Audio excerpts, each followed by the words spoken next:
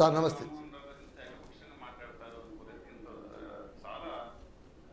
ద్వేషభావంతో మాట్లాడటం చిత్రం అనిపించిందండి, దురదృష్టవశాత్తు.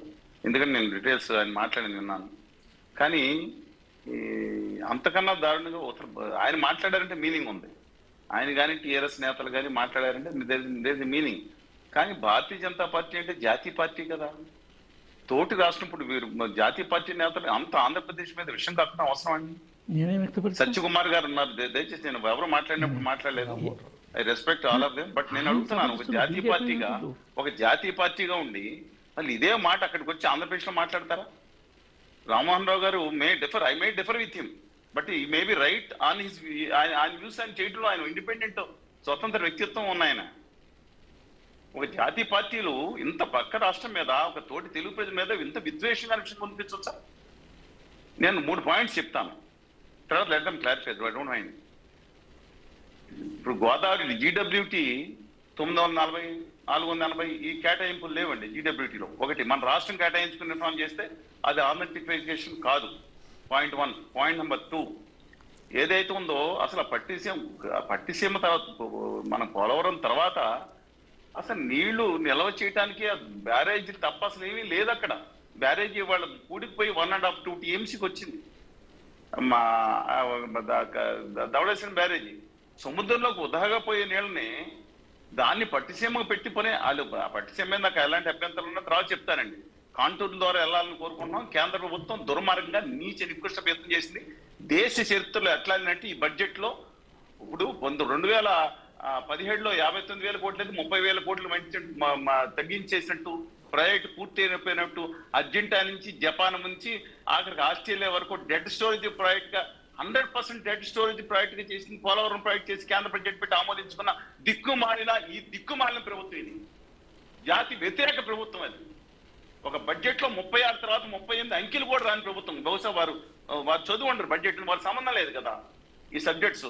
నేను అన్ని ఆథెంటికేషన్, నేను కానీ సిపిఎం పార్టీ కానీ సిపిఐ పార్టీ కానీ కాంగ్రెస్ నేతలు కానీ జేడి లక్ష్మణ్ గారు కానీ మొత్తం కేంద్రానికి అందరు ఎంపీలకు లేకుండా సార్ ఇది చాలా దుర్మార్గపూరితం జరిగింది. ఇంకోటి, కేంద్రం ఒక్క జాతీయ పార్టీ తెలంగాణకి ఇవ్వలేదు, దాని గురించి మాట్లాడు. ఇంకా దుర్మార్గం ఏంటంటే మన బడ్జెట్ లో ఇవాళ ఆంధ్రప్రదేశ్ రాష్ట్రం పోలవరం కడితే 1980లో మనం ఆ రోజు శంకుస్థాపన చేసే 78లో ఆ రోజు మాట్లాడిన ప్రకారం 150 అడుగులు ఎత్తుకు ఆమోదం పొందిన తర్వాత పొందిన ప్రాజెక్టు మొదలైన నాటి నుంచి 45 TMC ఉమ్మడి ఆంధ్రప్రదేశ్. ఓ ప్రాంతానికి కాదండి, ఉమ్మడి ఆంధ్రప్రదేశ్. దానికి మొత్తం ఆంధ్రప్రదేశ్ 45 TMCలు మాదే అని చెప్పి అడ్డగోలు వాదన. ఇదే ఆంధ్రప్రదేశ్ లో ఉన్న కొంతమంది, తెలంగాణలో కొంతమంది 45 అడ్డగోలు వాదన. వీళ్ళకి పక్క విద్వేషమే. తెలుగు జాతి నాదనుకునే భావం లేదు. పక్కనాడు ఒకరు మహబూబ్నగర్ జిల్లా ఎంత అన్యాయం అయిపోయిందో, ఉమ్మడి ఆంధ్రప్రదేశ్ అంత ముందు కూడా నిజాం పాలన కూడా అన్యాయం అయిపోయిందో దాన్ని ఏకోపిస్తాను. నేను మహబూబ్నగర్లో క్యాంపులు పెట్టా, చెంచులగూడకి వెళ్ళా, ఆదిలాబాద్కి వెళ్ళా, భద్రాచలం ఢిల్లీకి వెళ్ళి అక్కడ ముంపులో యువతలు వచ్చిన అవతలు వచ్చిన వెళ్ళి నేను సేవా కార్యక్రమం చేసి వచ్చాను. నాకు అందరూ కావాలనుకున్నాను. నేను అడుగుతున్నాను ఈ పాయింట్ ధైర్యంగా నిక్కచ్చిగా చెప్పమానండి. ఇవాళ మబున అన్యాయం ఉంది. ఇవాళ ఆ 40 TMCల్లో మనం మాట్లాడితే ఒక పెద్ద మనిషి మొత్తం ఆంధ్రప్రదేశ్కి కాబట్టి ఉమ్మడి ఆంధ్రప్రదేశ్ కాదు, ఇప్పుడు విభాజిత ఆంధ్రప్రదేశ్ అంటారు. ఇంకో పెద్ద మనిషి బయలుదేరి అడ్డంగా మాట్లాడితే అది మొత్తం తెలంగాణకి ఇవ్వాలంటారు. ఇవాళ డెఫినెట్ గా ఆ రెండు మన ఆంధ్రప్రదేశ్ పంచుకోవాలి. కానీ కేంద్ర ప్రభుత్వం చేసిన దుర్మార్గమైన చర్య ఏంటో తెలుసా అండి? అక్కడ పోలవరం ప్రాజెక్ట్ పూర్తి అవ్వకుండానే తుంగా ప్రాజెక్టు కేంద్ర ప్రభుత్వం ఒక్క రూపాయి నేషనల్ ప్రాజెక్ట్ కింద ఇవ్వకుండా తుంగా ప్రాజెక్ట్ కి పోలవరంలో మిగులు ఆదాయ నిధుల ప్రకారం తుంగా ప్రాజెక్ట్ అనేది నిధులు కూడా లీక్ చేసేసింది. వీళ్ళు మాట్లాడతారు కాళేశ్వరం తప్పు అయితే ఖచ్చితంగా కాళేశ్వరం, కులేశ్వరం, కేశ్వరం ఎవరిక్కడ మద్దతు ఇవ్వరండి. పోనీ ఇంకో జాతీయ ప్రాజెక్ట్ ఇంజింపల్లికి ఇచ్చారా? పోనీ వద్దన్నారు ఇక్కడ ఎవరన్నా? ఇంజింపల్లి కట్టుకోండి బాబు అంటే బాగుండేది కదా. ఇవాళ తుంగా ప్రాజెక్ట్కి ఇచ్చి, చెన్బట్ట ప్రాజెక్ట్కి ఇచ్చి, తెలంగాణకు గుండుసున్నా ఇచ్చి ఇవాళ ఆంధ్రప్రదేశ్ మీద విషయమా? ఇవాళ నేనేం మాట్లాడుతున్నాను, పనకంచెర్ల ప్రాజెక్టు కరెక్ట్ కాదని మాట్లాడేవాడు. నిజాయితీగా నిబద్ధతగా తెలుగు జాతి ఎక్కడున్నా అన్నదమ్ములకు పుణ్య స్పీచ్ పెరక్కుంటాయి. చంద్రబాబు నాయుడు గారు చేసేదో లేదా ఇంకోళ్ళు చేసేదో దాని మీద ఖచ్చితంగా మాకు వ్యతిరేకత ఉంది. ఎందుకంటే పై కింద నుంచి 70 TMCలు ఇక్కడ తీసుకెళ్ళి 70 ఫీట్ల నుంచి 650 ఫీట్లు తీసుకెళ్తారా? We're against that. నేను కాదు, ఒడ్డే సోమేశ్వర గారు సహా అనేక మంది మేము ఖచ్చితంగా వ్యతిరేకత వ్యక్తం చేశాం. తెలంగాణ సోదరులు ఎవరండి, ఇంకోటి సోదరులు నేను నిజాయితీగా మాట్లాడాలి. మనం కానీ ఇదే టైంలో ఇప్పుడు ఇందాక అంతసేపు మాట్లాడారు ఆంధ్రప్రదేశ్ మీద. ఇవాళ తెలంగాణ ఒక జాతీయ ప్రాజెక్టు పోతే కనీసం కించిత్తు కన్నీటి పట్టు కాదే, ఒక్క మాట కూడా మాట్లాడలేదే. కేంద్రం న్యాయం చేసిందా? ఇవాళ ఆంధ్రప్రదేశ్ కి తెలంగాణకి నమ్మకం ద్రోహం చేసింది ఉత్తర భారతీయ జనతా పార్టీ ఆదాని గారి ప్రభుత్వం. తప్పంటే నేను రికార్డ్ చెప్తాను, నాకు చెప్పండి. ఆంధ్రప్రదేశ్ తెలంగాణ కలిసి ఉమ్మడిగా మిగులు జలాలు ఎలా పంచుతారయా కృష్ణా జలాలు అని చెప్పి ఇద్దరు సుప్రీంకోర్టులో అఫిడవిట్ చేస్తే ఈ ప్రభుత్వం, ఈ గుజరాతీ ప్రభుత్వం ఇంకోటి వాళ్ళు నిర్ణయించుకోవాలి. ప్రభుత్వం అడ్డంగా తెలంగాణ వాదనకి అడ్డంగా కొట్టేస్తా విషం చెమ్ముతా అఫిడవిట్ చేసింది. ఈ తప్పు మహాప్రభు అని చెప్తే ట్రిబ్యునల్ లో మళ్ళీ వెళ్ళిపోయి ఆంధ్రప్రదేశ్ కి తెలంగాణకు వ్యతిరేకంగా పై రాష్ట్రాలకు అనుకూలంగా చేసిన ఒక దిక్కుమాల ప్రభుత్వం కాదండి ఇది. నా తెలంగాణ ప్రజలు, నా తెలుగు ప్రజలు, నా ఆంధ్ర కోస్తా రాయలసీమ ప్రజలు అందరికీ అన్యాయం చేసింది ఈ ప్రభుత్వం. దీని మీద ఎందుకు పక్క రాష్ట్రం మీద పడతారు? వాళ్ళు చేసే తప్పైతే తప్పని చెప్తాను, లేదు తెలంగాణ చేసే తప్పైతే తప్పని చెప్తాను. తెలుగు జాతి ఒక్కడ ఉండాలని కోరుకున్నాం. మానసికంగా అయినా సరే భౌగోళిక విభజన అయితే దీని గురించి మాట్లాడు. కోయినా డ్యామ్ లో 100 టీఎంసీ తీసుకెళ్లి ఇవాళ ఉన్న మన ఆల్రెడీ పిటిషన్ పెడితే తీసుకెళ్లి అరేబియా సముద్రంలో 100 టీఎంసీ మంచినీళ్ళు తీసుకెళ్లి కేవలం ఆంధ్ర పవర్ ప్రాజెక్ట్ అనే పేరు మీద Tata power project, Andhra hydel power, ఆ టాటా పవర్ అని రెండింటి మీద అరేబియా సముద్రంలో ఉప్పురేళ్ళలో కలిపేస్తున్నారే. మనమే కరెంట్ తిప్పి శ్రీశైలం నాగాన్ సాగర్లకు దక్కుని మనం ఇచ్చుకుంటాం కదా. ఇప్పుడు కరెంటు తయారు చేసుకుంటే వేరే నీళ్లు ఇవ్వలేను కదా, తీసుకొచ్చి గాలి పుట్టిస్తావా రైతులకి? దీని మీద మాట్లాడరా? అంతిమ అవుట్ ఆఫ్ సబ్జెక్ట్ నేను 1 minute హాఫ్ మినిట్ లో ముగిస్తాను, అవుట్ ఆఫ్ సబ్జెక్ట్ అనుకోవట్లేదు. కానీ నేను అడుగుతున్నాను, అసలు ఇందానికి అరగంట నుంచి చూస్తున్నాను 20 నిమిషాల నుంచి.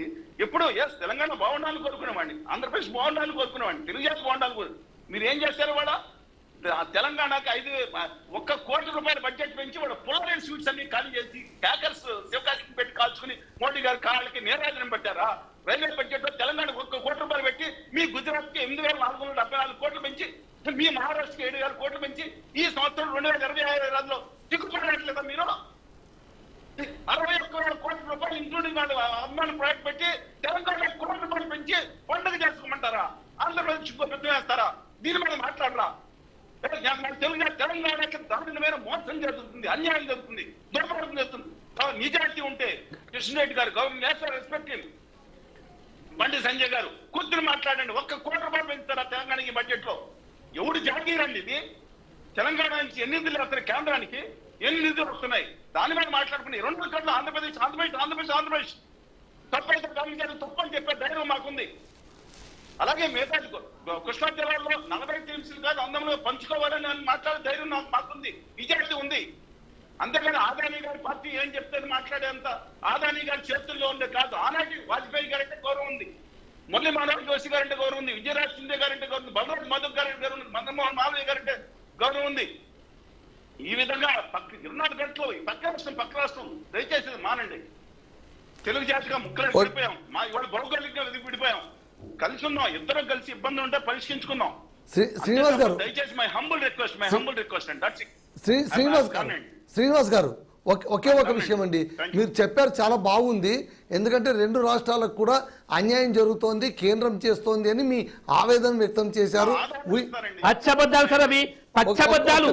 ఆయనకు వ్యక్తిగతంగా బీజేపీని అక్కసున్నట్టుంది, అట్లా మాట్లాడుతున్నాయి.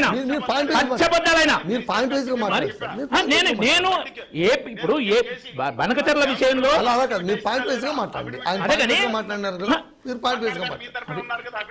చూపించండి.